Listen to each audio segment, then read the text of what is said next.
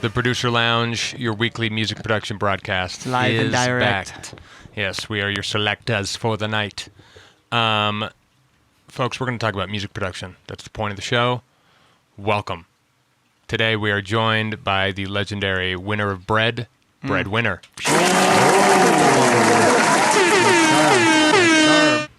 Thank you for having me. Yes, sir. Where can people find you on the internet? On the internet, Breadwinner base on pretty much all my tags. But Perfect. if you're gonna look me up on the internet, like for my music specifically, Breadwinner, 2 words, not 1 word, or else you'll find a bunch of rappers that do not sound like That me. makes sense. That makes perfect sense. It does yeah. make sense. Yes. Folks, and we are at 400, the number, a lot of things. It's a gamer tag. Use it as you will. Go to always400.com for all the other things, and like and subscribe. Yeah, and if it's just not speeding up into the production talk fast enough for you, skip ahead. Yeah. Fucking just skip ahead a little Just bit. skip ahead. Obviously, if you're here right now, you can't do that. Yeah, if you're here live, you If you're win. here live, ask a question. Yeah, Correct. exactly. Thank Yeah. you, sir. Yeah, that is the move. Yeah. Absolutely. Question, says Jacob Oh, that was Waters quick. right out of the gate. What's the story behind your name, Breadwinner? I wanna- This is very production based. Yeah. We'll start with a real I- good production question. I would Well- like to say when I heard your name, I was jealous. I was like, fuck, that's a really good That's one that name. I was shocked when I, announced it or Yeah. whatever. I was like, this really isn't taken by now. I think it's because I spelled it 2 words. So, Right. Right. No one Oh. else was doing that, but my whole thing was like first name Bread, last name Winner. Yeah. Like this is a character that I'm creating. It's like it's All this first and music, just the right. dinner. But the reason it really came about was because my last name is Wonders. So like growing up, a lot of people called me Wonder Bread. That was like kind of so the bread connection was there, and then I also loved like from my dad, like he loved the band Bread. So I just loved the name of that band. I thought it was so cool that they just named their band Bread. Bread. And It's a great name. What do you mean by that? Nothing. It's just fucking bread. food. Yeah, it's Yeah. good. Yeah, and yeah. I mean, who doesn't love carbs? Turns out Daily Goddamn Bread's right. logo comes from the band Bread's Nice. original logo. It's the same font. Okay. No shit. Yeah. That's funny. So I was like, yeah, I'll figure out something Yeah. a little more Well, unique there. homage. Yeah, Amazing. a different homage. But yeah, that might answer your question. Nice. Very nice. Good question, Jacob. Austin's over here texting his girlfriend.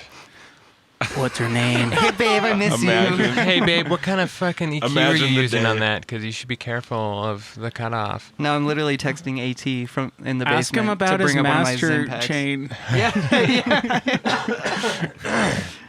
How much bread does he make? Speaking of master chains, though, is there anything new and exciting you're doing in the DAW, like production-wise? That's really fucking. So not speaking of the master Correct. chain, just correct. Yes. just in It could be. general. Yes. It could be.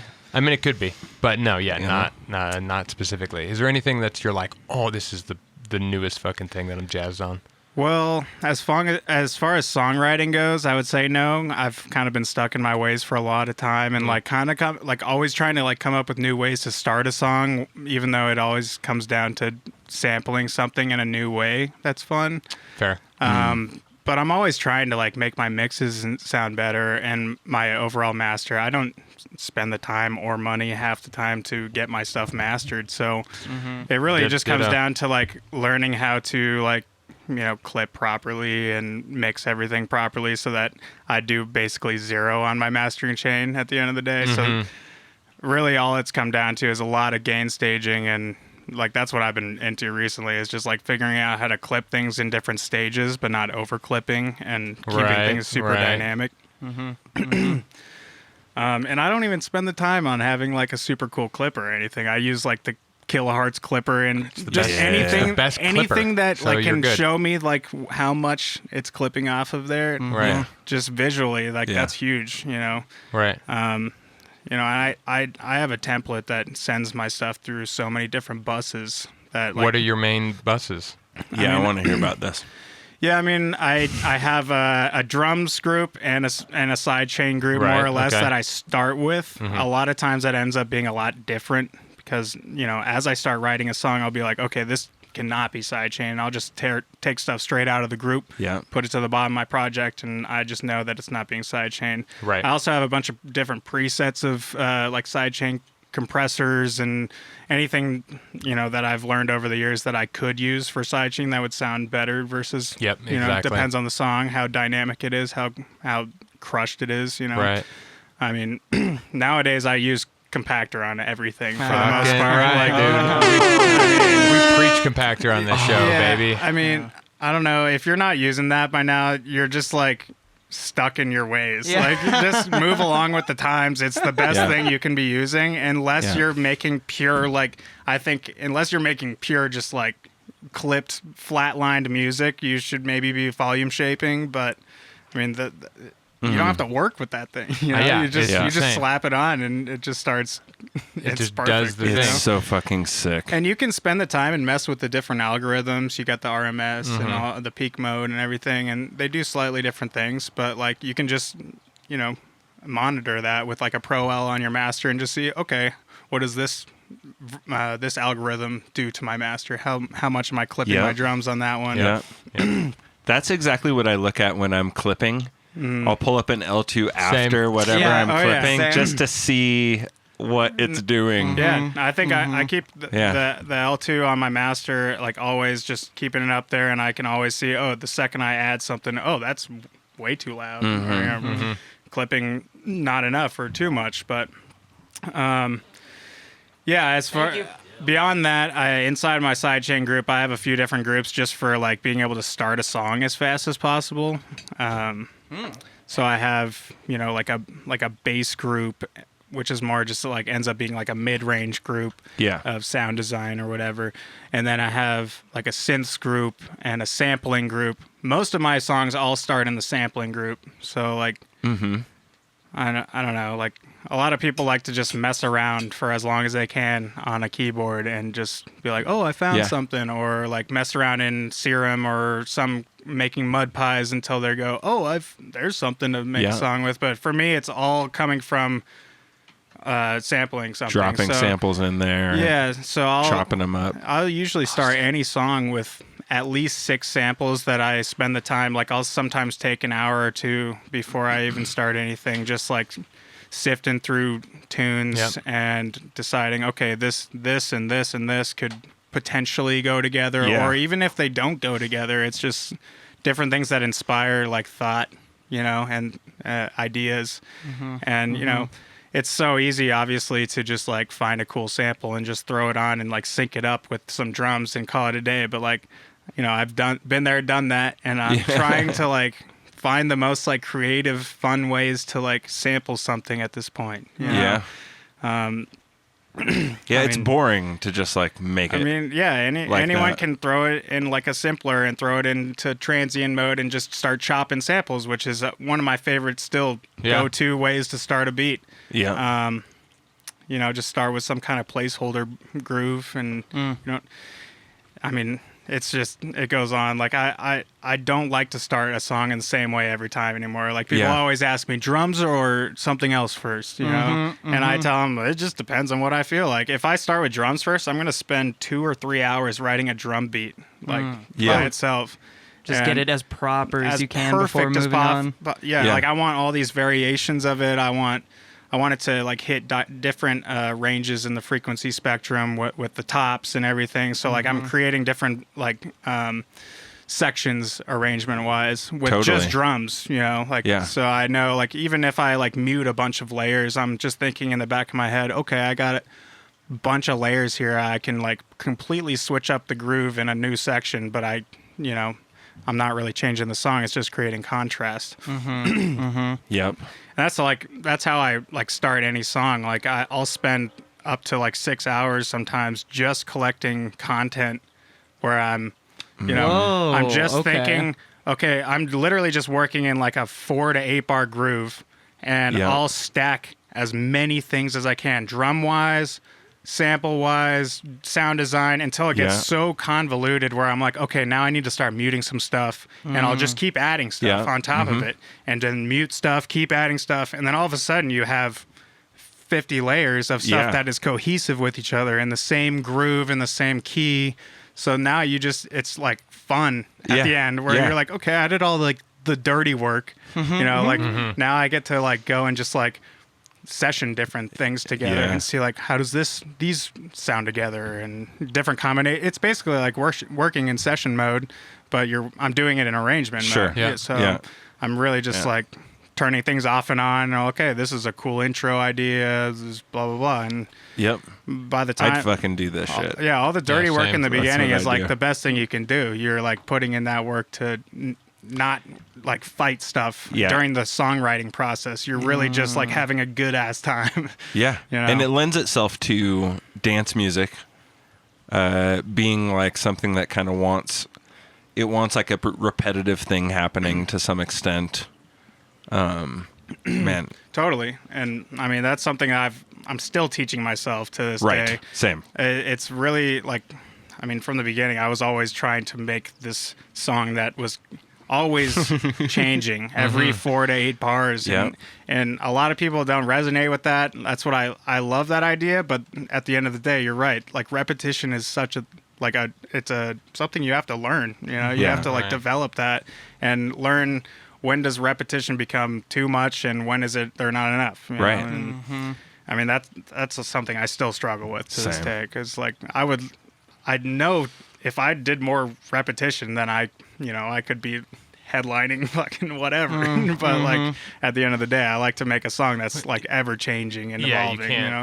You can't fight your own like vibe. Right. No, totally. Yeah. I mean, it's pretty easy to make 2 songs in one. You just second drop's a little bit different, and then it's gonna get cut out when the person that's playing it plays it because it's 2 drops. And that's too many.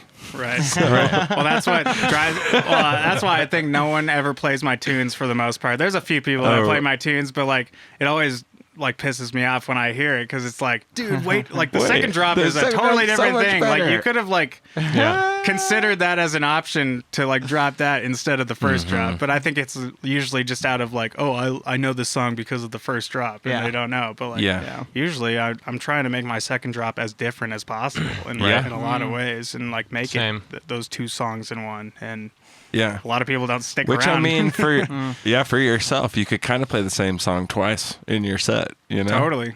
No, I've done that. Especially if you have 4. Hell yeah. If you have four decks, it can help a lot because you can like have it on a loop and keep teasing it and then bring the second drop back. No, that's a good move. It's not too often that I get to stick around in 1 BPM while I'm DJing. Most of my stuff is changing. I'm constantly using the sync button and constantly changing the BPM. Doing the BPM. But in those rare times that I do find myself like stuck in like maybe just 70 BPM or 85 or something. Like, those are the times that you can just be like, okay, I'm leaving you on deck 2 and I'm going to go back to deck 1. I'm coming right back. Trust me. Like, it's going to be a little callback. You know? Exactly. Yeah.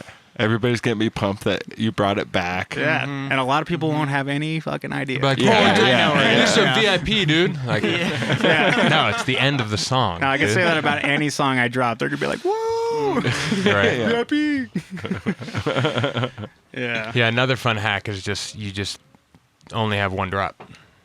You like well, that's been another thing that I started doing. Like a little mini break, but it comes right back, and you don't get a moment until it's done. Yeah, I have tried as hard as I can to abandon the middle of the song breakdown type of arrangement. Yeah.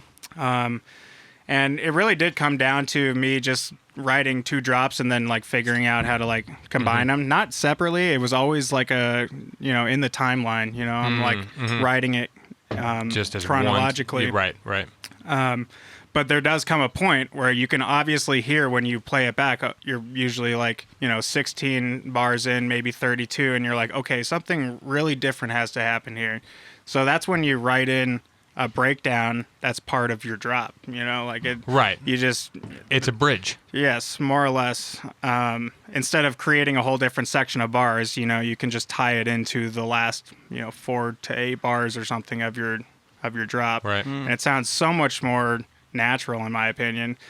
And I also hate buildups and Amen, risers brother. and Amen, brother. white noise as much as I can. So like I'm always trying to create that transition with true like contrast. So I'm always taking into consideration, okay, what's happening right now in the song. I'm taking into consideration, dynamics, where it lives in the frequency spectrum, where it lives in the stereo field. How like what are the drums doing? What is the bass doing? Blah blah blah. And how can I like analyze each and every one of those elements and say, okay, in this next section, I'm going to do the exact opposite of what each of those things is doing. So like if I have, a really dry, whatever, I'm going to go really wet, spacious something in the next part. Thing. Or drums is a big one that no one like really thinks about. But you can create so much contrast just with your drums. Like if you just take out like if you change it from a 16th groove to an 8th groove, or how bright are your hats versus how like mid-range are your hats or something like that creates a completely different vibe. And you don't have to do anything with like what's actually going on in the song. It's just drum bass. So. Even just like switching out the snare tone into your breakdown area. Totally. Like snare is a huge one. Like snare, I will probably always change at least halfway through. Yeah. It's a multiple huge snares contrast. is fun. Mm-hmm. Yeah. Even like I do it with kicks a lot. Especially with my like intros, outros, and sometimes like in between parts. But I'm like I try to separate like a more thumpy trap kick with like a subby, like clicky transient kick. So in the same song. In the same song, right? So like most of my intro kicks are going to be like more of a hip hoppy, trappy. Gotcha. Yeah. 200 hertz range. Boomy. Yeah. And then I try to like really hone in on like the key of the song, and I spend the time and synthesizing my kick and making sure the transient sounds perfect and everything. Oh, you make all your kicks from scratch? I use Kick 3 now. Hey. Kick 3. Okay. Yeah. You should try Kick Ninja. Kick Ninja. Kick Ninja is Never even heard of better. this one? Dude, it's fucked up. I will say like a lot of people don't like Kick in general just because it's a little bit nitpicky, and you have to figure out how it works when you change one thing, everything else changes. So it's really it's great. It comes down to like your ear and really hearing it, and then also knowing what note it's playing. Like you have to find the in between of that. Right. But I mean that makes a huge difference. That's something I didn't pay attention to until the last couple of years of like making sure my kick and my snare were dialed in and in tune. Right. But when I say in tune, that doesn't always mean it has to be the fundamental. No. Kick wise, I've found a lot of times, kicks that live in the upper register in like the 80 hertz range or something, like a more like hip hoppy, thumpy kick. Those need to be a lot quieter, and it's okay if they're not hitting your fundamental. It's okay, like they just need to hit somewhere in your harmonic range. Yeah. So like a third or a fifth sounds great in a kick. I think sometimes. Sure. Just depending on the song, but like it's usually for me it's more of a hip hoppy vibe. That's sick. Same. But when I'm going back to like the core of it, the drop or whatever, I'm trying to hit that fundamental if I can. It's usually hitting more of a sub range. But the snare is another one. You don't have to do the fundamental. Like the fourth of a snare is ideal. Oh, a fourth? Not a lot of people know this, but a fourth above the fundamental is like a great snare. Harmonic, spot. Yeah. Huh. Yeah. Okay. That actually makes a lot of sense. There's so many times that I'm like tuning a snare in a song, and I'm like, oh, like that's it, that's the key, and then I like look at it on the spectrum, and I'm like, oh, that's a fourth above my fundamental every time. And it's weird. It's the sweet It does spot. make sense to me because I think of like if I'm synthesizing. 4 is not something I'm adding very often. Right. Well, no, it can fit a in the little range. bit. No, yeah, but like chord wise and harmonic wise, you're not getting a lot of that unless you write it into your bass line or something. And Yeah. I agree. Right. Yeah, so it's like not getting used very much, so it's going to like get through more often. I don't know, and that one just the fourth has always resonated to me. Once you learn your ear training, you can really like you can hear like the intervals really well, and like there's lots of ear training techniques and like tricks to learn your intervals and be able to hear that while you're writing. Talk to me about ear training. Well, yeah, I mean, I took years of piano lessons when I was a kid, so like I did a certificate of merit, which is something a lot of people don't know, but it's like basically putting kids through like this like fucking crazy like piano ear training process. So you have to do like ear training, you have to do like all the recitals, and you're doing scales the whole time, and like, I mean, you're sitting there in front of judges like half the time. And then, are you a robot or are you not? Exactly. You not no, a they're robot? training you to be a robot. Yeah, exactly. So they're trying to not get you to do what you're doing now. No, exactly. So that, and then I also went to school for music as well. I did recording arts at CU Denver for 4 years. That's where I met a bunch of my peers now. Like, oh, nice. Like Park Breezy and Feel and shit. Hell yeah. But you know, you have to do 2 years of ear training in the course that I was in. Other people had to do 4, depending on what you're in. But that just like reinforced it in my mind. And like, you know, like I think that's one of the biggest skills you can learn when you're sitting there like trying to figure out what melody to write, or not even that, like, but just trying to like, I mean, in my workflow, it's a lot of sample-based writing in the beginning. And half the time I don't even use the sample at the end, you know. I'm literally just using it as like inspiration to make me come up with a melody that I think like sounds beautiful. And a lot of times I'm just hearing it in my head like, okay, this is a third above this. And a lot of what I do is just like, you know, I'll try to like dumb it down as hard as I can into a MIDI clip, but then a lot of it is just like messing with my arrows on the keyboard and just moving things up and down, and I know exactly how far things need to be just because I know what it sounds like. You know, there's little tricks, you know, you can look them up on YouTube, look up like ear training interval like techniques or tricks, and you know, it'll teach you stuff like, oh, like a fifth is like, think about the Star Wars theme song. Da, da, da, da, da, da, da, da. That's a fifth. You know, you can think about it like a fourth is like the wedding song. Da, da, da, da. You know, all these different things, and you can like remember these little tricks to make you recognize it. Yeah. You know, I would love that. Yeah. I've always wanted to do it. I've just been lazy. I mean, it's really not that hard to learn until you start getting into like the half steps and you're learning like minor sixth and stuff like that. A minor sixth is one of the most obvious ones, and a minor seventh too. But beyond that, I would say it's pretty hard to like fully like, you know, understand. Okay, this is a raised fourth, you know, or like a minor fifth or something. E flat with a raised sixth. Right. But, I mean, being able to tell. I mean, just knowing music theory is, I think, one of the greatest things that I have going for me, you know? Like, I think everyone should learn it. I think you're a pretty cool guy, too, but...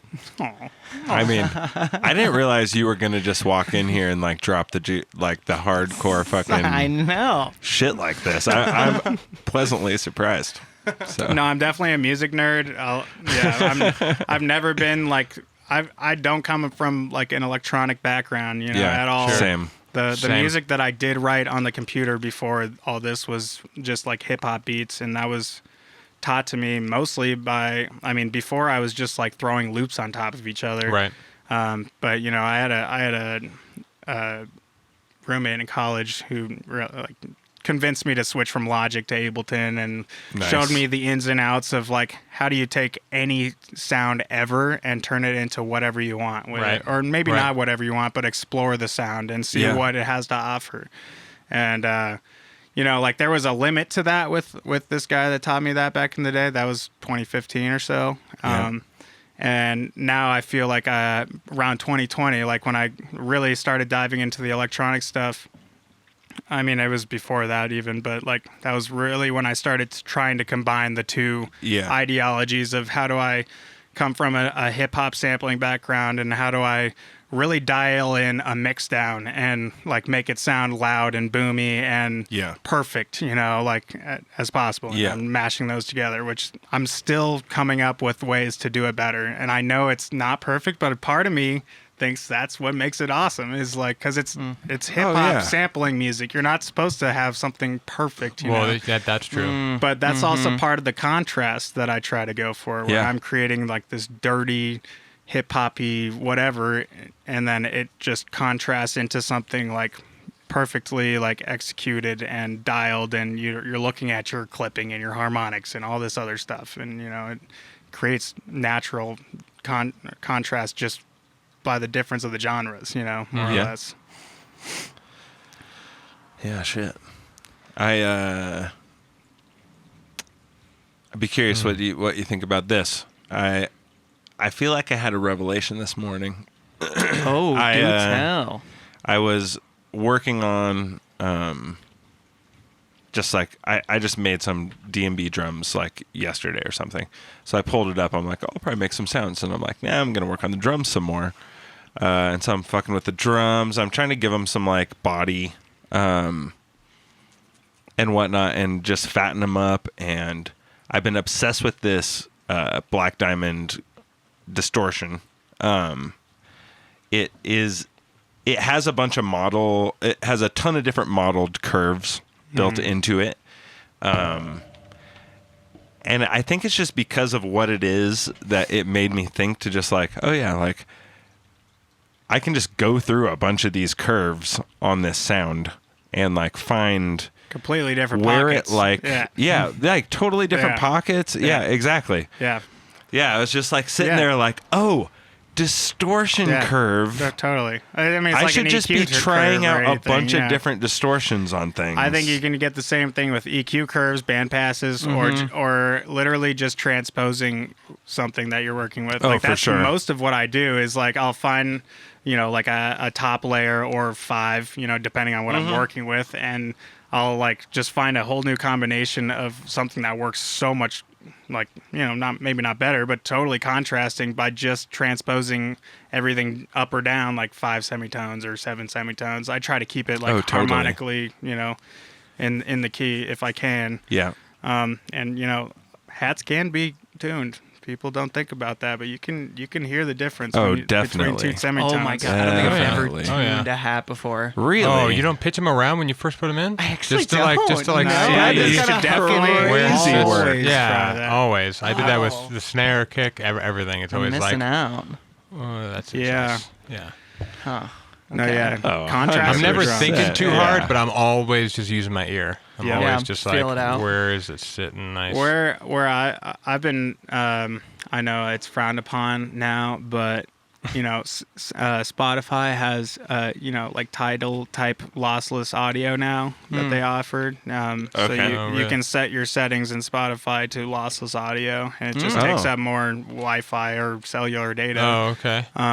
And so now I'm just using whatever routing audio plugin you have to route it into Ableton. I'm just taking some time to Ripping like shit. just see what it looks like on my Spectrum. Of you know? course, That's what I of want. course. I do that I all the spent time. a whole day just like Yeah. having fun with tipper tracks. Dude, Just, I fucking and- love doing that. and turned out like I was right. My sub was too loud the whole time, and my kick to snare fundamental ratio was totally off, and that's something that like gave me so much more headroom to like make my mixes better. Yeah. Like my kick and snare like just needed to be like closer together in a lot of ways, and my kick needed to be quieter, and gives you more room for your sub and everything else. Do you find that everything's a little bit closer together in volume?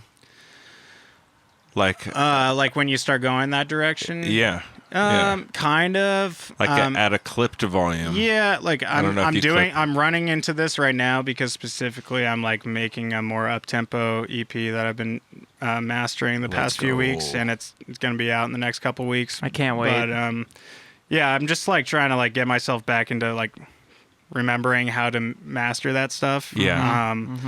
And I needed something visual to look at. Yeah. And it gave me so much perspective when I finally started referencing some tracks to just give me like an idea that I was like right about what I thought. But then at a certain point, like I'm sure you've heard this, but like, referencing your own tracks is huge to making you an artist, it doesn't matter what your masters or mixes sound like as long as they sound the same. Yeah. I think having a mid-range boomy mix with not a lot of high end is totally fine if all your songs sound like that. I mean, I don't know a good example would be like Mickman, for example. Like a lot, his tracks are quiet, for example. Like, maybe the mixes are great. It's kind of the same with Turning. But like there's a all their lot of stuff tracks. is There's a lot of people out quiet. there that just mix and master their stuff really quiet, and that's fine because Which the sound apparently- guy is gonna just turn it up. Yeah. Well, not only that, Apparently, the move with that is you clip the master on the deck on the mixer, like not the trim, but you clip, because those the CDJ mixers have a really nice clipper built in on the master, so you specifically have it so you can clip that, and then yours sound even louder and dirtier than everyone else's, even though you're technically a quieter. Yeah. I mean, it all goes back to that, like, bussing and, like, how many stages of clipping do you do? Like, you have one last one. That first one, I think, is, like, the most crucial. Like, try not to so much on that first one. Like, whether it's in Ableton or on the decks, you know. The last stage should be, like, doing, I think, like, the heaviest lifting. Okay. But hopefully, like, you shouldn't have to get a lot of heavy lifting if you're doing everything so delicately throughout every process. Yeah. Right. Are you always waiting till the very end to master your shit, or will you master like midway through and then just work through that? Yeah, I pretty much mix till I'm done, more or less. Right. Okay, yeah. Yeah, like my mastering chain looks like a Pro L. Yeah, sick. And a Spectrum, so I can see it, and a span and everything. You're not even clipping the master. No. Oh, just limiter. Cool. Wow. Okay. Yeah, I don't. Wow, clip them. I don't that's clip some them. tough. That's shit refreshing. Right there. Holy shit. Yeah, I mean, I just I have enough buses like with like I said, up like to that I point. have 2 stages of clipping usually. Like my safety is on both of my groups basically, so I know. Okay. If whatever adds up after that, I think the Pro L does a great job of doing it by itself. It sounds better than anything, I think. And you just have a drum group and then like an everything else group? More or less, yeah. Okay. I mean, there ends up being a lot of layers outside of that everything else group by the end. Sure. As far as effects go and little fills here and there and certain drums I don't want to get sidechained. But yeah, for the most part. Okay, cool. Yeah. I'd have to go back to that. I used to do that back in the day. I don't know why I stopped. I was just in the studio with Mindex the other day, and every time I've worked with him, he just gives me so much shit for using a template at all. And hilarious. I get where he's coming from, you know, like where it's like, yo, this is limiting you to like what you can do creatively, but it's like, no, this is just like what works for me. Like at this point, like I like having the sidechain already working the moment I start. Yeah, that's what I told. Because I'll forget about it. I just tell him that. I was just like, yeah, I don't want to think about that halfway through. Like, oh, what's happening next in my chord progression? Oh, wait, I have to sidechain really quick. Never. It's like just such a workflow killer. I'd rather just have, I have like. It also sounds different when you put the sidechain on. Oh yeah, oh yeah. So I like to know what it's about to sound like. Exactly. Like I have like a kick snare sidechain like volume shaper, and then a compactor after it, and then I'll at some point pretty early on I'll just tighten things up to wherever the kick landed and the snare landed. Yeah, and so it's just like, oh, now it's ready to go. I think on my sidechain group I have like a preset rack for volume shaping, and I have like a GM, which no, it's not GM. The Baraska sidechainer. I don't know if you know about this one. Never heard about that one. This one's awesome. I think it might even be free to download. Cool. Baraska. Maybe $10, but Baraska, I want to say it's called. And they have, it comes with a volume shaper in it and an RMS, like a ring mod. And I think those are the only. There's also a combination of the two, so you can like. It's this one. Oh shit! This is an Ableton thing. Fuck. Yes, it's an Ableton thing. God damn it. It's awesome if you don't want to spend money, even though compactor's free. But this is a really awesome visual one where it's like where sometimes compactor doesn't work for me, and you can really see exactly what's happening here. Kind of fun. And I love the fact that you can blend between the volume shaping and the ring mod. So you can, there's a blend knob, so you can kind of get a little bit of, you can dial in the volume shaper, and then you can dial in the ring mod, and then you can just blend them into one, and it just sounds perfect. Oh, that's cool. Yeah, that is pretty slick. That's so fucking dope. Definitely check it out. So I have that one and the compactor like all on my sidechain group by default, and I'll just like turn one on and see how each one sounds pretty much like. And I mean, you should be okay with changing it like down the line, but like of course. right from the beginning, you should be able to tell like, okay, this doesn't need volume shaping or doesn't need ring mod. You know, needs something. I'll more. end up turning the kick up or something. Yeah. And the kick will be too loud. Yep, happens a lot. Which usually I can't turn the kick up because it's at 0. Right. Starting, but I do tend to turn my drums down a little bit at the end of the day. Yeah, I don't even do that so much anymore to like try to aim for 0. Like lately I've been aiming for like as far as my sub range goes, like more around -6, and it gives me so much headroom to work with to make everything I need as loud as it needs to be. And then if I need to, I can turn up that stuff at the end. But by the end, if I have everything to -6 on the sub range and I have all my mid range sitting where I want it to be, I can probably just turn up my Pro L by like 1 dB or something, you know, and call it a day. Right. And I'm already at 6.5 or so LUFS. And, Sick. And that's perfect for me. I don't need to go anywhere beyond that.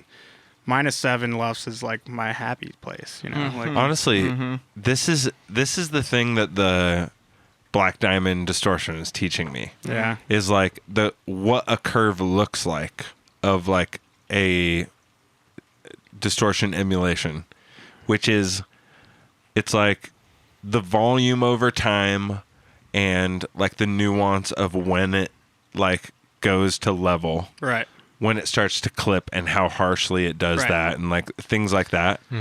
And like just now I'm just thinking of every single distortion in my brain very, very differently. Totally. Like, oh, I can throw on a bunch of different ones and find out like, okay, this one hits differently. Also, it's not about touching the top of it. It's about all the points in between the top and the 0 volume. Yeah, loudness is something on top of music theory everyone should learn if they're trying to get into this. Because, I mean, I spent so many years, like, I knew what loudness was from college, and, you know, they taught me about that and, like, how to mix down, like, random metal tracks and whatever, hip hop or whatever, but like I never learned electronic music. They never teach you that. That's a totally different thing, and like that's something I spent years just teaching myself, like how does this even work, and like seeing the correlation between clipping and compressing things and how that corresponds to loudness and headroom, which everyone hears the word headroom all the time, but I think they don't even think about it. Like they just hear like, oh yeah, turn this down, more let's headroom. Go. Like headroom is but like important, so huge, man. Important. Like it's insane how much, like a lot of people don't realize how, like, you know, the lower the frequency goes, the more headroom it takes up. So like you need to be so delicate below like 500 hertz, you know, like everything you put in there. Yeah. Damn, It's even finicky. thinking about it, up to like 500. In my brain, it's like 100 and down. But you are right, up to that like low mid area is. Yeah, basically, when you have mud, that means you have an yeah. issue with headroom in that area. Exactly. Mud was like what I sounded like in the very beginning. We all did. You know? Yeah. Mud we all winner. did, sir. Mud winner.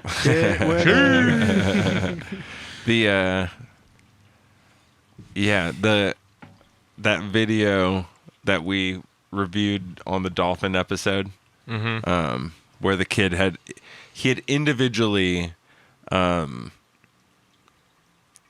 like made the frequency volumes for each individual note in separate MIDI clips. Oh wow! So that every single one would perfectly it had hit a perfect the -3 fucking drop off per octave, just like, or correct. -6 per octave. Whatever it is. Yeah. Well, that's another thing that I am very aware of Sidetrans. as I write music. Every element that I add, I take into account where it lives in the frequency spectrum, and then I compare that to anything that's like, you know, an octave below that in the frequency spectrum. And, you know, you've seen the natural curve of like pink noise and whatnot, and you're trying to recreate something like that. So, especially obviously like in the parts of your song that have tonality. So like all your fundamentals, like pretty much anything up to like 1500 hertz or 1.5 kilohertz or whatever. Right. You know, like you need to be thinking, okay, this is living here on the spectrum. So I need to think, okay, what's living 1 octave below that? Is that louder? Is that quieter? Because you know, I go for somewhere around 5 dB of drop off per octave. that's like a good like somewhat in between. Depends on how loud your music is. If you're making really heavy music, you should be pushing for -3 or like about 3 dB of drop off per octave. Whereas like my music, I'm pushing for somewhere around 5 to 7 because I want more dynamic. What are you using? Are you using Span? I use Span and Spectrum. Honestly, Spectrum is my go-to just because, you know, it's just what I know naturally. It just drops off the way. Span, you have like all these different like options, modes and settings. So the only reason that I use Span is because it gives me another thing to like reference, and I also know like what other songs that I like have referenced through Span look like. So it's like just gives me one other thing to look at. I have something that gives me that perfect minus whatever drop off, and it gives me that slope. And then on Span, I'm looking for, specifically on Span with my settings, I'm looking for a hump. I'm not looking for like a flat line or a drop off. I'm looking for my sub and my high end to drop off a little bit and meet in the middle right here. Whoa, reverse smiley face.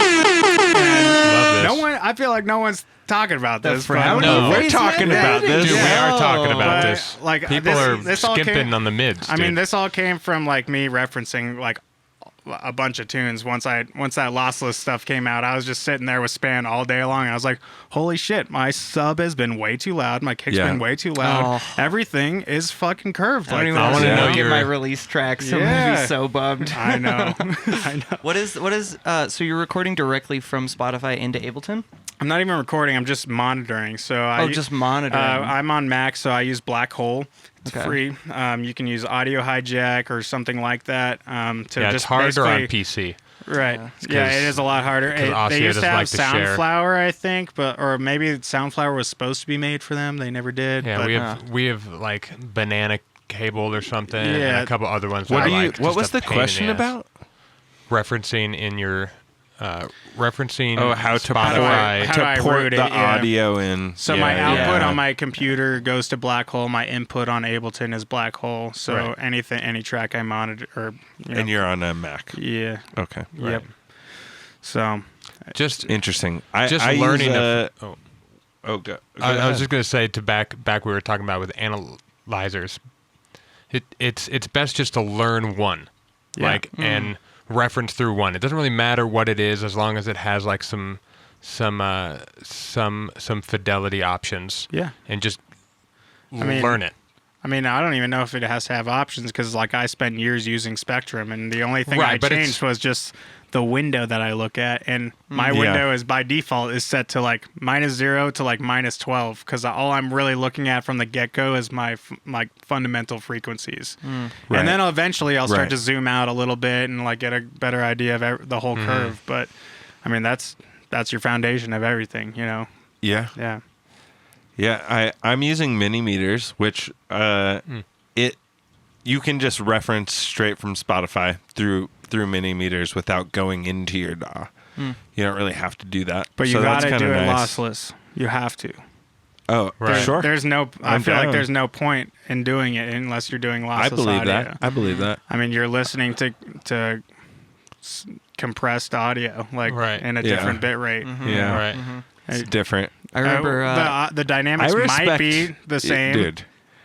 But there I can could do be nothing some but variation. get behind you on this. I'm 100% on board. Fully behind you. Yeah, I'm going to change that in my settings immediately. I've never gone back. It's never like made my like streaming slower or anything. Like that's crazy. It's worth it. Back in the day when I didn't know better and I was just ripping like YouTube to MP3 tracks from YouTube and whatever and throwing it in, you notice that like all the high end is always missing and a little funky. Right. And I thought the norm was to just like cut everything cut above your 10K. high end. Yeah. So for longer than I'd like to admit, I was like fucking hard cut I did everything that too. there. Yeah. But there is validity to that. Like I've found that like cutting things that aren't like your true high end above like 7K or so is that's what we're talking about with headroom. Like you do the same amount of work with cutting that many like kilohertz of audio off, like 7 to whatever you can hear to 21K or whatever. Like that's a lot of headroom that you're saving that you're not hearing any of it. Are you saying? I do that a lot with my like leads. A lot of my leads will be like cut off like around 7 to 10K at the top, like 10K tops.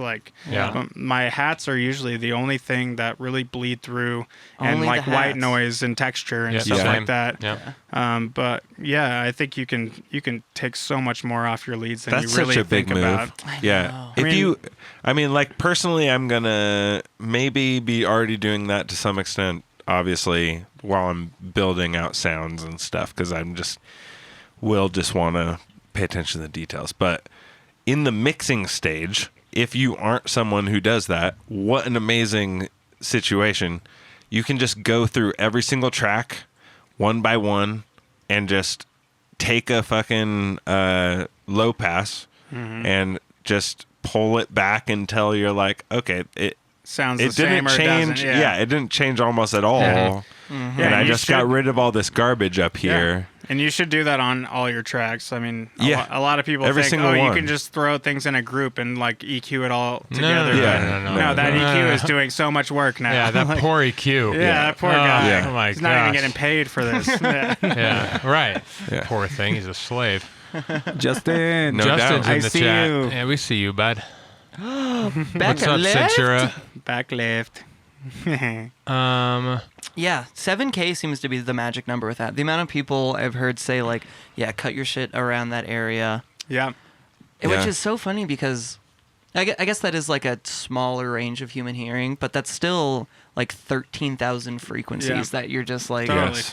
Yeah, I don't know. That always blows my mind. So many thousands. Yeah, literally. It feels like so much. They're all mashing it is together in a up way there in because the it's not clippers. sub-frequency, so it doesn't take up as much time, but it still is like, it adds up, whatever the ratio is. You'd be surprised how clean and like shiny you can make your hats. It's just the hats that are fighting up there. Nothing else. Totally. Something else I didn't talk about with my template, but I also have in every group I have some either instrument or drum rack loaded up by default. So my drum group has, I have a hard kick, I have a soft kick, I have a live snare, I have hard snare, I have chill snare, I have every type of rack you could have right there in front of you in my thing, and I have all the samples loaded up, or I have the specific instrument that I want to use for synthesizing that drum or whatever at my expense, just so in that moment I can decide, okay, I need something heavy here, or I need something that sounds like a live drum, or I need something that sounds trappy or hip hoppy or whatever, and I have a rack for all of that. And even though that gives me more or less a placeholder with whatever samples I already have preloaded on there, that's a big part of it too. I've spent the time, and I didn't just drag in every sample from every sound pack I have. I went through every sound pack I ever had, and I chose samples that I think I might use this sometime. Right. And then even then, I'm not gonna just use that sample. Those samples are usually a placeholder, and by the time, I talked about, tuning my kick and my snare. So I usually end up doing that still, whether I'm using a snare sample or not. Sure. I'll usually end up with a drum rack with a ton of different samples in it. Maybe I'll choose one that sounds tonally correct. Maybe it's not tonally correct. That's why I work in samplers all the time. So by default, in the drum rack, you're working in a simpler. So I'm really easily able to transpose this within the MIDI. A sample, within the MIDI. Right, I'm just going into the simpler. I'm transposing it there. I can choose whether or not to warp it from there. Yep. And then the most powerful thing I think about that is then I can create racks really easily with that one sample sitting there in the drum group. So just because I have this one sample doesn't mean that it has to create the entire drum. I can.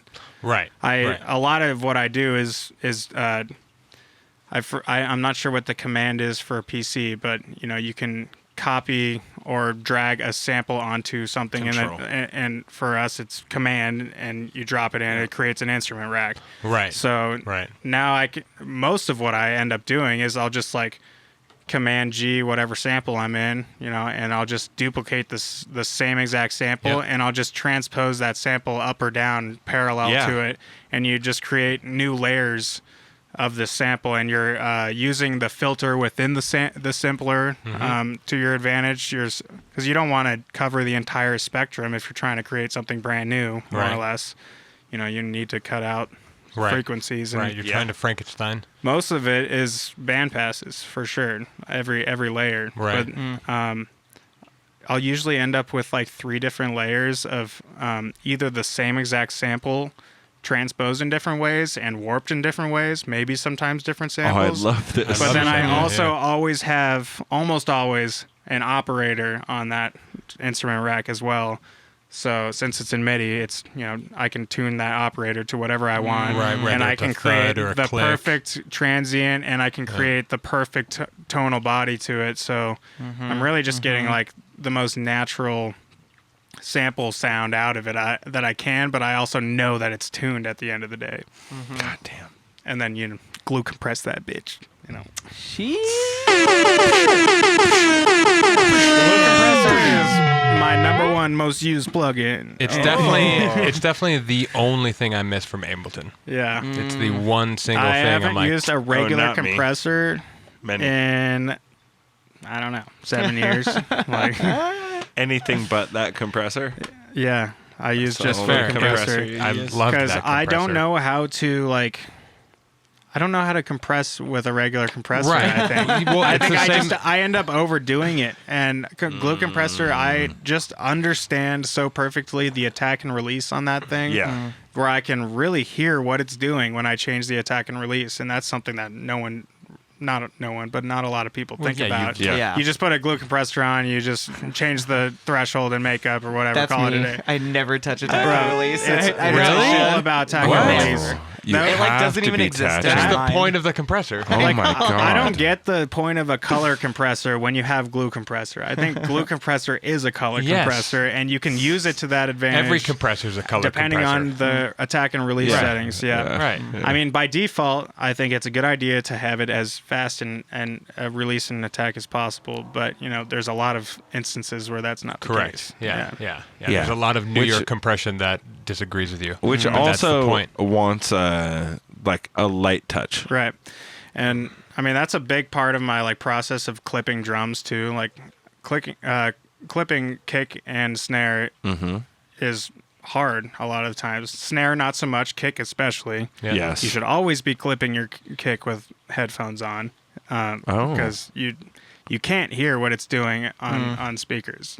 I can't tell you how many times I clipped a kick on speakers, and then I put the headphones on. I was like, "What the fuck? Yeah. What have you done?" Unless you have like a hyper treated studio, like Yeah, I it's remember tough.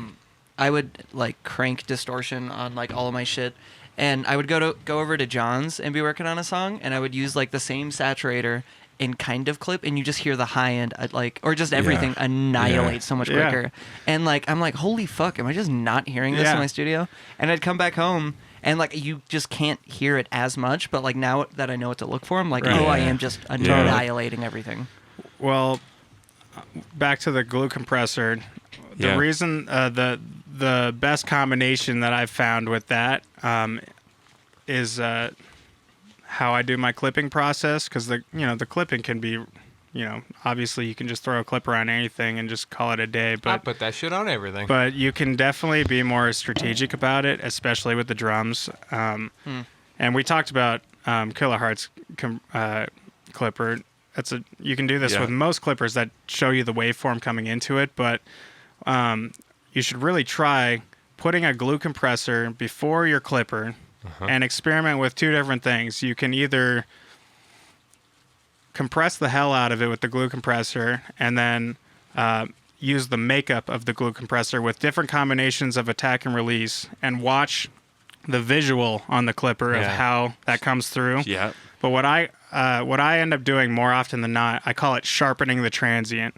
This is a coin turn. I'm trying to coin it. Nice. Oh, we'll start dropping it on the pod. This is a breadwinner term. Yeah. So like when you end up doing these instrument racks that I've talked about, where you got like 4 different samples playing a snare together or whatever, you get a lot of signal coming through. So you have to resharpen the transient kind of. So the way that I go about that is Usually I saturate it a little bit. I'm always talking. I always try to gain stage it, so all my layers are maybe down 3 or 4 dB just going into the saturator. I'm always looking at the output level of every effects that I put onto anything. I don't want it going into the red of any effects until I get to the end of my chain.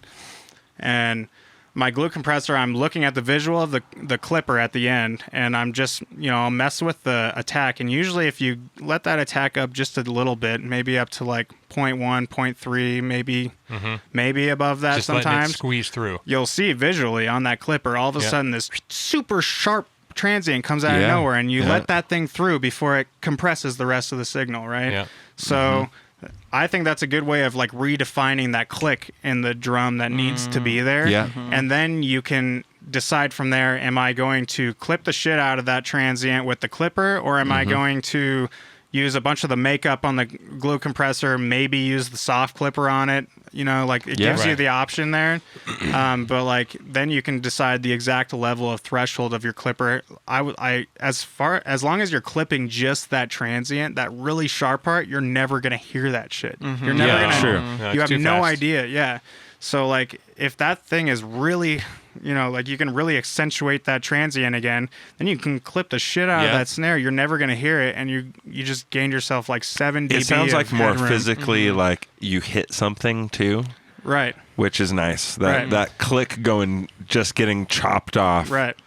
So yeah, just experiment with either the makeup of the clipper or the makeup of the glue compressor before the clipper, and you can kind of decide, all right, what sounds better, because the glue compressor, like I said, is like a color compressor. It gives it its own tonality. So sometimes that sounds better getting most of the crunchiness out of either soft clipper or not on the glue compressor, and then using the clipper for the rest of it. But I do the same thing for my hats, my kick. Yep.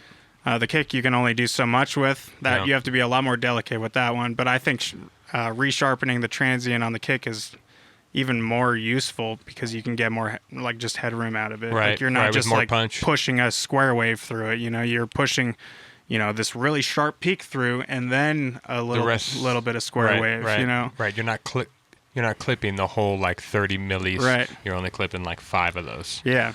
You So don't need I to- guess my main point there was like to pay attention to your attack and release on the glue compressor or any compressor. Any at compressor. that. Yeah. Yeah. Yeah, Austin.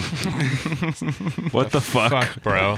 To be How fair, do you not time fuck with the compressing, attack huh? and I release? know it's crazy. It's because I don't know. I barely use compressors as it is. Sure. Yeah. So I don't know. I figured out that you can just use saturators for everything, and I just never looked back. Yeah. And my Yeah. mixes are probably like blown It out is- and way it too is- flat because of that. But I don't know. Hey Whatever. man, like it is a always form of comes down compression. to the type of music at the end of the day. Yeah. But Yeah. you can get away with clipping Oh yeah. or saturating everything. Well, if you're into a wave soft shaping, clipper, especially like True. wave shaping, you can kind of like inflate the sound, Yeah. which is like compression in a way. Right. Yeah. Well, yeah. Okay. I It mean, You can don't get get away the from you attack fast rele- there. Oh, though. man. And Yeah. the bias gets away from you really fast. Yeah. All right.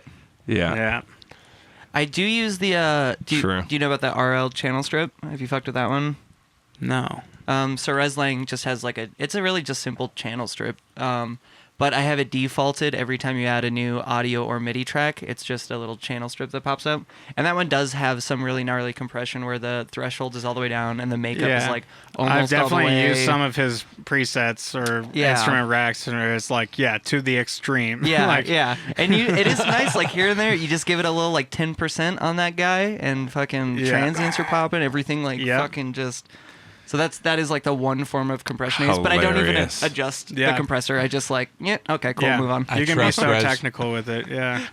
Yeah, I have a hard time with with racks and stuff like that for that exact reason, because I'll end up tearing it apart and deactivating a bunch of shit and changing it anyways. I'm like, I just know how to do something from scratch better. Right. Like I just Same. know, I want this sound here. Right. I know I can do some distortion, some EQing, and then maybe a little bit more distortion. Then I'll compress it. Right. And then I'm going to EQ it again to make sure I got this right, and then I'm going to distort it again. Exactly. Like, And instead of having on a rack top of for all that, you're referencing your master track. I didn't mention that, but like I always have my Pro L open while I'm doing this process, because even though you're clipping into your clipper, you know, it's still going into your master. You need to see what is happening in your Pro L. And you can find this sweet spot of like clipping from the track and how much it's clipping on the master. But ideally, I'm going for 0 dB on my clip. Or if I get enough headroom for my snare, a lot of times I'll have that thing hitting at like -5 or so on my Pro L, like less than that. Especially if it's got a beefy fundamental and it's all clipped. Right. And my kick, I might try to get it up to like 0 as close as I can when I'm clipping it, but you know, I'm okay with that. I'm just not trying to push my Pro L past like -5 dB or so. Yeah. I mean, I definitely would make a bunch of mistakes back in the day, and by back in the day, I mean like yesterday. or like last year or the year before, like when I figured out how to clip things, and I'd get to my master, and it's not even close to the L2 lid at all, and it's like -3, and I'm like, maybe I got to go dial back a bunch of these clippers. Yeah, or just turn the volume down while you're producing. Well, he keeps it pretty quiet. That's the exact problem, because it's it was quiet, because I don't really like play loud that often, so I would just destroy shit, and then I'm like, oh, it's way too loud. Fair enough. You do end up getting like a lot of high end. I mean, mixing at lower volumes is good for your high-end clarity. Yeah, for it helps sure. me a lot, yeah. But it will be great for your LUFs. Yeah, for if sure. you're fucking smashing into a limiter after that, because it'll be loud. No, there's definitely like times towards the end that I'm like turning that thing down as far as I can, and I'm like, what am I hearing? That's wrong. What or sticks around? Throw it into mono one time for the old. For the boys. I don't want to say that because it's not even a tip. Yeah. It's like try it though. Like no, I definitely do it like almost every track now at the end, just to be like, is there anything phasing? Because like you'll know real quick. I don't even believe in the phasing thing that much, to be honest, because I don't know. Like I've just never like had. I don't know, like you're gonna have things that are in chorus mode or whatever, like like at the end of the day things will phase, but like it's gonna be more of an artistic sound, like, it's more of the drums, because unless you're playing like 2 subs at the same time, like you shouldn't be too worried about phasing. It's called the Reese, dude. Like. And it will release. I think what you're gonna hear the most in mono is like your side chain and like how your kick and sub correlate. Exactly. But I've never once experienced a moment where I put it in mono. I was like, holy fuck, my snare's phasing. Like I'd never had that, because it's just like you wrote that artistically and like in that moment, like right. It's probably I've definitely had that moment, like early on. Yeah, early on when I was grinding, when you had zero idea, maybe, I could see it, but like I just nowadays I don't think. Yeah, I never throw. Phasing is part of like the sound. Lie. I never throw it in mono. You don't throw it in mono for the boys? I don't really. You have to for the boys. I should. The boys, dude. And the ladies. I will solo. I will solo the mid often, fairly often, which is not mono. So, no. I mean, it is, but it's not. You're not summing to mono. Somehow it's different. Right. Oh yeah, that and whole now thing. now the cool kids are throwing their sub Yeah. in stereo. So We're all left in the dust. Yeah, I we love did. that. That's a That's thing a now. Jay Lang video we did. Yeah, EOS put me onto that. That's hilarious. We got a few collabs that he insisted on putting our sub in stereo. I was Really? like- I was like, all right, it's cool. He would, that Whatever, motherfucker. dude. Yeah, no, that guy loves Shout to out do EOS. smart shit. Shout out, But dude. I told him, I was like, you know what, I'm not gonna lie, I think the mono one sounded better. Yeah. It depends on the track. I mean, when you do it dialed in, And I wanna, the room. I want to say it's like you get 2, and then you throw them off by like 90 degrees or something. Is that right? Yeah. Okay, Something like that. Yeah, it's a cool Yeah, fact. 90. Good I move. mean, if you are lacking body in your track, you should try it out. But Why not? I already have too much mid-range going on as it is, so I don't have room for that. Right. Yeah. Yeah, it's more for the deep dark. Yeah. The deep dark boys and ladies. Sorry. The lads and ladies. Yeah. Right. I also kind of just don't care about stereo sub unless it's like a big impact moment or like some weird thing in the breakdown where it doesn't matter if the sub is already like a phasing nightmare. Well, it's a good idea to look at your stereo imaging too every once in a while. I don't think you have to live by rules of that, but something I'm always like looking for is a general like start from mono, very quick. General start. Start from mono. Oh, general start. Sorry. Oh, nice one. All right.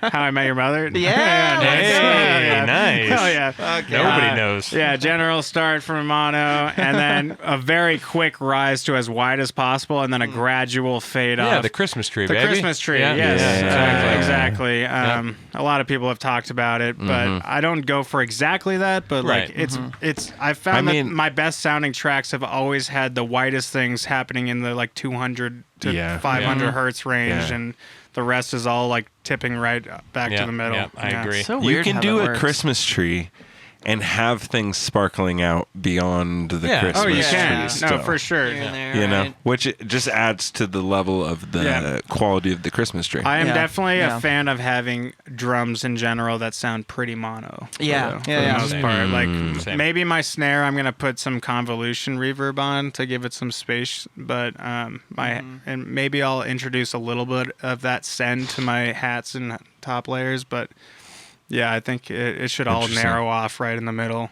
You can just hear your drums so much better like that. It's less disorienting when they're all over the place. But fills for sure should go all over. Even the high end ones. Yeah, Right. yeah. Right. Right. Yeah. That's fucking. How good move. often are you thinking about like mono versus stereo in fill sections or in like bass sounds or little like 100% chords? of the time. Yeah. Yeah, because I mean, it goes back to me talking about contrast. I think stereo field is one of the easiest ways to create contrast in a song. So, you know, in our music, usually there's some kind of lead or weird sound or whatever it is, and decide, okay, where is this living right now in the spectrum or in the field? The main thing. And what can I do next to do the opposite of that? That's what I was talking about. Yeah. It's like, I don't think there's any problem with having a lead that's in mono, you know, as long as like the next fill or the next lead is in total stereo or 100%. something. And Yeah. Exactly. you're switching off back and forth consistently. And I think this also goes back to the repetition stuff we talked about that I suck at. But, you know, like if you're going to have repetition in your song, that repetition should stay, you know, stagnant. And then whatever fills come in after should be super wide or super narrow, whatever. Yeah, it is. Whatever the contrast opposite. needs to be. Yeah. And same with like where they live in the spectrum. But even dynamic value, like I think too many people push their leads too hard, and they come to me like in lessons saying like, oh, why does my like mix sound so muddy or whatever? And it's like, oh, it's because you're like compressing the shit out of your lead, and you're leaving no room for anything else to sound louder than that. Everything sounds exactly at the same volume. And that's what you need to like learn is like There's just no like depth. control. Just like Yeah. okay, I know this is the cool sound, but like we need to bring this back 6 dB or something sometimes and like let like the other little like fragments like shine out a lot more. You know? 100%. You have to have like the main actor, the main thing, and then everything else is Yeah, like the a cool guy. supporting Yeah, role. you do a good job of this, Aznadel. I do specifically. Yes. Fuck yeah, let's Yeah, go. I've heard you do this before. Let's go. Yeah. That's what I'm talking about. He knows. He knows how it works. Hey. You can't be afraid of riding the fader. Like it's a thing they used to do, or they still do in studios all the time. But like it's okay to like have the main level of a track move. Like you can automate it for a reason, and it's okay to like bring it in and then let it duck down only like 3 dB. But that's because the pad comes in, and you're not really going to notice that duck, but your brain is, Yeah. and the mix will.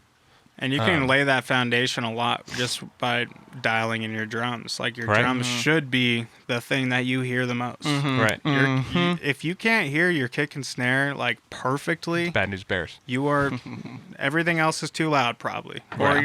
Or you're not sidechaining enough, but like it's probably not that. Sidechain more. It's probably not even that. Like it's probably, Probably that you're not. pushing everything and you're not like allowing the time for these things to push through your mix. Right. Yep, 100%. And like I'm a believer of that. Like if you can make your drums sound perfect, that's why I spend 3 hours, Same. 4 hours on drums. Like if you make Yeah. that sound perfect, then you can throw shit at the wall and it's gonna start sounding good. Yeah. Yeah. In 10 minutes, you know, like Yeah. Dude, 100%, right? Exactly. Exactly. They're sitting right next to some nice ass drums. Yeah. Right. Yeah, that's why in my template, I always have my drum group the loudest thing. And not by a large margin, but I always know, like, after I'm, like, boosting everything in their own groups and whatever, the drums are always going to poke through a little bit more. Right. So I can just have that, like, comfortability of mine, at least, like, when I'm working on the song. Exactly. You know? Yeah, and they're always just Yeah. popping through and fucking slapping the shit out of you. Now, that's why I need that side chaining template. It just like reminds Right, me it's that huge. like I can like it's gonna sound okay by the end of this, you know, like more or less. I can throw like a square wave that's just destroyed, Literally. and my drums will still just Yeah, cut right through and be exactly. fine. Yep. Yeah. But I mean, drum theory is another thing to learn. Like it's a Sure. totally Oh, different yeah. Oh, yeah. language. It's beyond Rhythm. music theory. You need to learn the differences between triplets and dotted notes and 16th versus eighths and blah blah blah. Like you need to know all of that, and you need to understand transients and Yeah. Yeah. loudness and clipping and all that. Yeah. that we talked about. And then you also have to be a video producer and a promoter of yourself, and you also have to be a social media guru. Yeah. Yep, and then you'll make it. And then you'll make have it. to. Yeah. Oh, for sure you will. Also hire a manager and an agent. Oh. Yeah. Just they can be anyone. Just hire them. Yeah, Yeah. just do them. Yeah. It'll work out. Do you guys want to watch some TikToks? Oh, Yeah. you have some You got vids this week. TikTok. All right, we're Okay. gonna The react segment. We're gonna Oh, react to I've some never done this. content, Ooh, let's go. I wish we had more than. and then we'll be done. we only Yeah. have 2, but Yeah. We've been and- grinding away here. And then I You've crazy. been fucking Yeah. You've been chatting this whole Yeah, time. You're a it's great been guest. great. I'm glad. I was amazing. I was really Amazing. scared that I wouldn't have anything to say. Just blame the exogenous ketones. That's what I Yeah, said. those exogenous ketones, dude. So far, I want to buy them again. I know. Yeah, me we could too. pitch on those They're every what week. you're nice. saying. Yeah. Also, I sent you guys a mix. I don't know if you have capabilities We'll or explain want to. this scenario Yeah. after this. Okay, Yeah, but that's yeah. cool. Yeah, I that's just not kind of so what we're doing. You wanted me to like. Yeah. Right. Okay. Live. Yeah. Sorry, Live I'm and not a direct. DJ. Well, it's they fine. don't know. Yeah, they Yeah. don't know. Maybe they do. I don't know. But we're just starting this. Yeah. All right, Sorry, man. guys. Let me get us down Okay. over here to the desktop. Let's hope the audio doesn't fuck up. There's one of these. I'm trying to remember which two videos these are. Hang on. Oh yeah, one is a fun fucking amp room idea that me and Dave have talked about for years. Oh. And so we can talk about how sick that would be. Cactus. I don't know. Okay. There might be a cactus in the video. Cactus? Yes. And the second one is by our boy Borgor, friend of the show. We need Friend to of get the him show. on. of course. Of But course. it's kind of a goof. But yeah. So we'll see this first one here. Of course. Hang on, guys. It's a professional show. Let me make sure our. Yo, watch this. Everybody clown Caleb. It's going to be 37 things you could Fucking- route audio to. All right. Nope. I found it right away. Wow. Okay, insane reamp experiment going on. I'm sending Bluetooth from my computer, sending the tracks to my Barefoots. hi-fi receiver downstairs. Did he just throw a fucking I don't know what vape it on was. the ground? Capturing it with 3 mics. Mono right here. 2 stereo mics. Pointed away from the speakers. Love it. It's coming out the speakers. Nice. And I'm Bluetoothing from my computer upstairs to this. And then all of this is going right back upstairs, right back into the computer. So He's recording the room. Yep. Right. Reverb? Hell yeah. Well, Yeah, I'm a nerd for miking techniques. I went to Same. school for recording art. Yeah, so yeah, I like fucking love this shit. yeah, I mean, I Having still an have amp room- notebooks worth of, like Ooh, I want all those the notebooks. different like angles and Yeah. the specific techniques for miking up this kind I of wanna instrument. Xerox And this, I mean, I've mic'd up so many drum sets and guitars and Yeah. vocalists in different ways, and like to, Dude, like we got to do a 90-degree on this one. Dude. yeah, I mean, I mean that right there. There's nothing like scientific or like No. like to a No. T. There, No. it's just like No, this it's is just creative fun sauce. and creative, yeah. Right. And then you you bring it back in as like a fucking send group, and you just Yeah. have a little bit of the track underneath. Yeah, and even cooler, you can now drag that room into a convolution Yep, reverb, exactly. and you can use that. Yeah. Oh, that's right. Yeah, For sure. Exactly. Yeah. Yeah, having fucking Sweet. amp rooms, Yeah. reamp. Yeah, I Yeah. should just Shit. make a I'm a sucker convolution for my room pocket sounds. for Same. my studio. I don't know how much you guys are familiar with the kilohertz convolver. Oh, yeah. Oh, of course. Using that in correlation with like a multipass is so huge. Being able to like pick out a tiny section of frequency, and instead Split of it. convolving your entire Yep. like frequency or spectrum, you're just picking out like the most fundamental or tuned part of your mid range, and okay, let's throw this into the sides, or let's Right. throw the high end into a room or something, and you end up getting like this mix of dry and Oh, wet. yeah, it's and it's so like- good. It's great for and it doesn't any. even have to have a tail. Like you can Yeah, cut no the tail. convolver No, down yeah. to like just I'm making a fucking, that thing tiny. Right, And, so it's and just if you like drag it over left here. or right, you get a longer or Yeah. a shorter Yeah. one, Yeah. depending on where you're at in the window. So, yeah, that's huge. And- Stretching and fucking. Yeah. I mean, yeah, I think you with should it do as that on well. like I don't like to leave my like leads or anything like that dry. No, Like, I put want that to shit on put- everything. Yeah, on Yeah. almost everything. Yeah. Like it Yeah. adds tonality. It's like a color compressor or whatever. You know, right. You're just Yeah. adding color. I got to one the of those sound. on parallel with my Black Diamond distortion right after that baby go. fucking Yeah. on my Black Diamond. width. Dude, Black Diamond Distortion. This guy is hyped Bro, about Black it's Diamond. free. yeah. Bro, we didn't tell you about it, but Yeah, this is like all We we've talked should. about for a month Can I now. hit that? yes. So I'll show you the We are Black at the end of Diamond the show. real quick. It looks like this. So basically, in it, he has a bunch of things pushed up right now. In it. So these are a bunch of bins that represent different harmonics. So you can distort just the second, just the fourth, just the whatever. You can switch between odd and everything.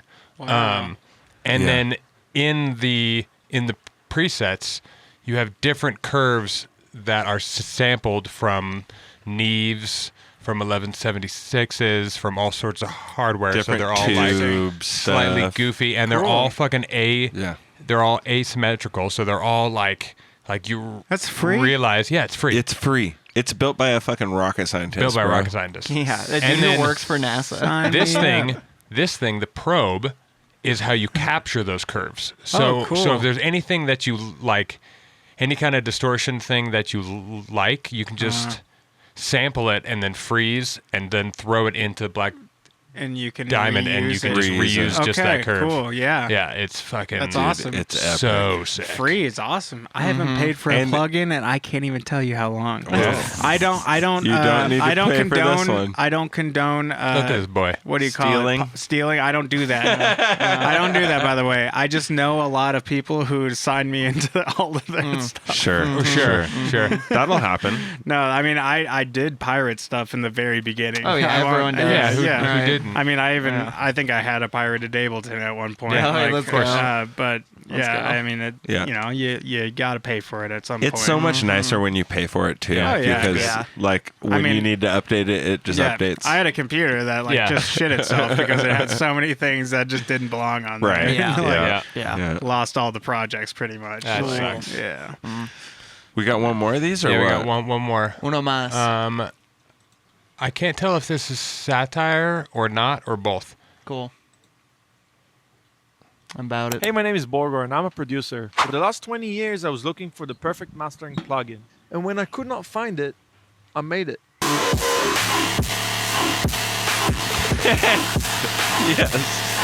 Yes. Wait, Four did I knobs. mention the analyzer? Hey, my name is Borgor, and I'm a producer. Wait. Now I feel like he actually made one, right? Yeah. I don't- Well, yeah, so I he made a get- plugin, or because I Yeah. didn't get to see it used really. I just Right, that's the point. It does. the satire is there. I made it. And just get it clean. What does it got it's, on it's there? whatever this is. What do we get Oh, in there? 5 knobs? We can't. Even. Gain. Something. Funk.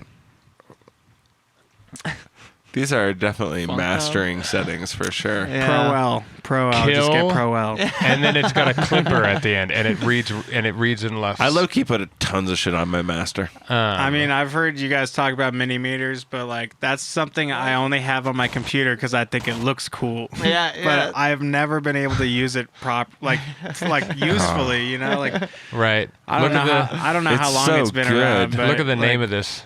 Sober DSP. Nice. Sober DSP. All right, yeah, go check it out. Why not? Fries the computer, ends the stream, Right. I know. That's what. Did you guys breaks see? our whole entire thing. Gore Yeah. clip is Gore clip demo. this looks like a different one. Oh. Oh no, it is. Funk, That's Mary, the same photo kill. just now with the Oh, black. It's fuck, Mary, kill. Oh, nice. I And see. Clipper, and everybody's a fucking middle finger. That's awesome. I don't like that. I don't know what it's doing. I know, Yeah. but I do like I that mean, shit. I'll hear it. I'm I love that sure about it's just you. I'm sure it's just EQ. curve. Breathalyzer's Oh hilarious. my god, Hey, that's sick. dude. Borgor, you should come on the show, dude. I fucking Crazy. obsessed I mean, with there's this no shit. way that it's not just like 3 EQ curves, a compressor, and a clipper. Yeah. Like that's probably all Yeah. it is. Like I know, Right. right? I It's love just like, just the fucking, just anime chicks. He's such a fucking troll. He really is. this is who Borgor? Yeah, Borgor. Borgor. I know the name. Serum Unfacker. Unfucker. Is this like Well, God. What is what? is this a bundle or a Mac only. Join the club, boys. ready to unfack your serum library? Mac only? Interesting. What is that? It's just Mac. It's like give up Presets? games. No. I feel like you could vibe code a thing to fucking turn those all into normal PC presets as well. Oh, also, I was True. talking with Christian the other day. Christian. C. Penny Pen. Yeah. C. Penny Young Pen. Crispy. Shout out. Shout Shout out out. on the podcast. Shout out. No one knows. We were talking because we were like, there's so many things in Bitwig that would be sick if we could do an Ableton. Do you think you could get Claude to somehow access the Ableton code and just rewrite the code to give ourselves the updates we want in Yeah. Ableton to do cool shit? Like, in theory, that should be possible, right? Not for me, but Not for Right, you. yeah, Well, not for me either. I mean, can't get that Homeboy deep. already has that thing, right? Dan What? Dan brought that up. Griffin. You brought up what? Philia. That something that, like, edits Shut up. Ableton? Yes. Oh, how do I not remember this? What? Yeah, Sounds just like talk Max to for talk Live. to Dan or reference our podcast with Yeah. with Philia recently. Hey, Somebody made a thing. He kind of was like, maybe I shouldn't have brought that up, but Oh, damn. Okay. I don't really quite remember. I mess remember. with the anyway, I don't code? use Ableton. you're talking so I about to don't- like mess with the code or whatever. Or Yeah. it like unlocks certain features that aren't really Jailbreak your available. Ableton. That's Oh, a new thing. yeah. No, John was Just doing what that to... Ableton needs is people fucking with the code. Fucking with the code. Yeah. It doesn't crash enough already. Yeah. Hey, mine does not crash. I'll just say that. Wow. Mine's actually pretty good at not crashing because I know the things that will trigger the crash. Right, on my which is computer. bad. You're self-censoring, and now your But it's fine. creativity. It's typically like I do that little shit. things. I do that It's shit. fine, it's fine. Like if I'm playing a song and I try and add a locator, it will always crash. So I've learned to just pause. and Yeah, then I locate used to it. have those on my old computer. Like Yeah. random plugins just destroy it. Yeah. Yeah, it can't be Yeah. done. Anina fucks my. I can't. I think you should reinstall your Anina. Yeah, I remember You Justin. should completely delete it, uninstall, and grab a new version. Probably. Because mine works flawlessly, and I put that shit on Yeah. everything. It's Still so haven't nice. used it. I need to fucking use it. It is sick as fuck. It's Yo, it's smelly wood I'm, guy. I'm It's pretty basically all I sufficient wanted. with the spectral compressor though. smells so weird in here. I like it. Banger Smelly name. Wookie. Hot weed. like smells I weird in said. here. Yeah. How often are y'all doing this? It's twice a week. On Tuesdays and Thursdays, my once, guy. Once or You're twice doing a this day. twice a week? Dude, Yeah. we're getting there. We did this Yeah, week. it's Yeah. crazy. And last week. Nice, We dude. almost did 3 last week, Good but for you our guys. Australian Tuesday. friend bailed out, Yeah. which is fair. Yeah, it's fine. Nah. It's once a week. Yeah, technically But on Tuesdays. You're filming We're twice a week. down. We're With down more. to do twice a week. No, Yeah. Right. Sometimes we get some Or if, bonus it's not rounds. it's filming, twice a you're- week, it's twice a week. You're live streaming it twice a Yeah, week. yeah. Okay. Yeah. Yeah. Well, thanks for having me. That was Dude. sick. Fucking Dude. great. Yeah. Don't forget. No one gets that like heavy nerd out that long about music theory and I'm clipping. actually It's pissed the point that of you the show. didn't do this sooner. Yeah, me too. Once you started talking, I was like, Oh, he's perfect. God damn it, why? It's great. I know. And bro, like, I could do a whole nother one just about Yeah. sampling, like Oh, we'll Sure. do it. like Yeah. sampling something I didn't even talk about. Like Yeah. I know. you were right? like, "What's new in like what you're doing?" I was like, "Well, not sampling. Nothing. It's just Fuck yeah, about Jacob. mixing and mastering, I guess, Yeah. more or less." But Oh, Right. that was a juicy. I do have a lot of new things with If sampling. But I, when I was trying to get into this and trying to figure out how mixing and mastering work, I'd listen to this. I would be like, "What an amazing yeah, Yeah. thing I just got to listen I to." can just These rewatch people this? talking about Yeah. these things. no, this is good reference stuff. Oh. Even though I saw one guy go like, "I don't even know what the fuck you're I saw saying." that. Sincero Yeah. was like, guys, what are you talking Yeah, about? it's when we were talking about sharpening the transient. It's how it goes sometimes. Which, Hey. yeah, I mean, It's hard know. to talk about without visualizing it. Yeah. I mean, that's do one you thing that guys would be get nice. like Ableton open like while we do this Yeah. sometimes? Yeah, yeah, we can. The yeah, options yeah, there. yeah, Yeah, yeah, we, we should can. do that next Yeah. time. Yeah, Okay. I could show you some Yeah, stuff. it's a we're in talks about these thoughts, Yeah. The- thoughts on these things. yeah. one of the problems uh, is it's recording with Ableton, so you'd have to work in Bitwig. Or we, Ableton. We just can a different currently Ableton, make right? technical 'Cause you have two excuses Abletons. for No, ourselves. I removed don't do that. Ableton 10. Just get the other one. Oh, no. Yeah, I needed room. It needed to go. It's fine. We're gonna get it back, guys. Don't worry. Ableton just- 10? we could just- 10 back. no, we we could don't just need copy 10. what Dan does on the Ableton pod, and the guest just brings their laptop, and we can somehow route it, right? Anyway, Anyway. we can talk about this off the pod. Smelly Wook guy. We have, check YouTube. We have all of our older episodes Yep. up on YouTube. 400 TPL, The Producer Lounge, Manfish. Manfish. Thanks for the Shouts gifted out. sub there, Jacob Waters. God damn. Amazing. There is also, funny enough, a second Producer Lounge that's yellow themed and hip hop themed. Yeah. We're not that one. We're not that one. We We are. are. You just want to. Don't go to that one. I mean, you can. Yeah, if go you're check it out. producing hip Go hop. check them out. Yeah. Whatever. What's your theme? Right now, it's White purple and and- orange. All right, Yeah, purple yeah. and orange. Yeah. Yeah, the thumbnails are, Yeah. but it's really just black and white. Yeah, it's really black and white. Yeah. Yeah, go to always400.com. Also, there's things there, including links to like the Patreon and shit like that. Thanks for coming on the show. No doubt, brothers. That was fucking That was fun. wonderful. That was a fun time. Let's Folks, take pictures. yeah, we got to take some pictures and things. Do Yeah. you want us to link your OnlyFans in the description, or is Yeah. that? not trying Yeah, to like I promote it this said, time. Breadwinner Base at everything. Yeah. Um, OnlyFans.com. If you're in Denver, come to Danceportation next month. Yeah. Yeah, I got a lot of things I can't announce yet, but Oh. yeah, Secret Let's Dreams. go. I'll see you there. Oh, Secret Dreams? yeah. I want to go to Secret Dreams. I haven't been there yet. Me neither. Oh. I'll miss Tip. Too Yeah. bad. All right, guys. All right. Bye. Bye, everybody. Bye. Bye. Thanks for showing up, chat.